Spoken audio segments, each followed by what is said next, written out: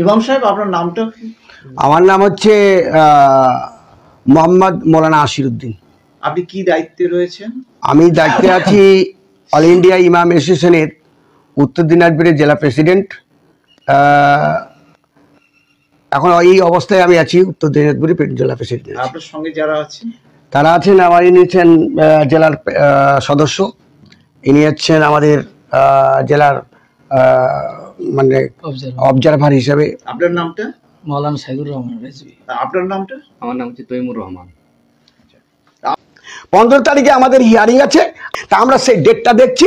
সেই ডেটটা যদি আমাদের ফলে যদি আইনটা চলে আসে, কোর্ট যদি অর্ডার দেয় যে না সেটা অবৈধ, সেটাকে আইন মানা যাবে না, তাহলে আমাদের ফলে হলো, তাহলে আমরা কোথাও কিছু করব না, আমরা শান্তিতে থাকবো। এবং যদি আমাদের বিরুদ্ধে আইনটা যায় তাহলে কিন্তু আমরা শুধু এই মিছিলটা দূরের কথা, কিন্তু আমি একটু সত্যি করে বলছি, মুসলমানরা শহীদ হতে জানে, শহীদ হয়ে যেতে পারে। শহীদ হলে আমাদের জান্নাতের দরজা আছে। আমরা ইসলামের জন্য লড়াই করব, ইসলামকে কাউমকে বাঁচার জন্য, মসজিদকে বাঁচার জন্য, দরগাকে বাঁচার জন্য, মাদ্রাসাকে বাঁচার জন্য, গুরুস্থানকে বাঁচার জন্য আজকে আমরা লড়াই করব।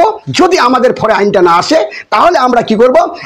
এই শুধু আমাদের এখানে নয়, হেন্তাবাদে নয়, হেন্তাবাদ থেকে দিল্লি পর্যন্ত রোডের পাকা রাস্তায় লোক শহীদ হয়ে যাবে, ফলায় নিজের ছুরি দিয়ে নিজে পড়ে যাবে, এইরকম বহু মানুষ শহীদ হয়ে যাবে। সরকার, ওই কেন্দ্র সরকার কি করে থাকে আর কি করে সমাধান করে নিজেই করতে পারবে না। যেমন ওই কৃষক একটা আইন ছিল, সেটাকে প্রত্যাহার করেছে। এইরকম ও থেকে আরো ভয়ঙ্কর হবে, আমি বলে দিচ্ছি। এটা একটা আপনারা নোট করছেন, হ্যাঁ, কিন্তু এটা বলে দিচ্ছি আমি উত্তর দিনাজপুর অল ইন্ডিয়া ইমাম অ্যাসোসিয়েশনের জেলা প্রেসিডেন্ট হিসাবে আমি বলে দিচ্ছি দায়িত্ব নিয়ে।